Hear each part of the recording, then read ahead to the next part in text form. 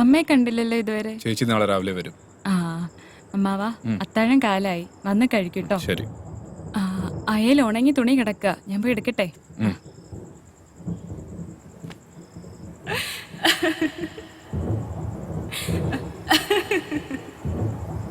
ഭദ്രേട്ടാ, പുറത്ത് നല്ല മഴ.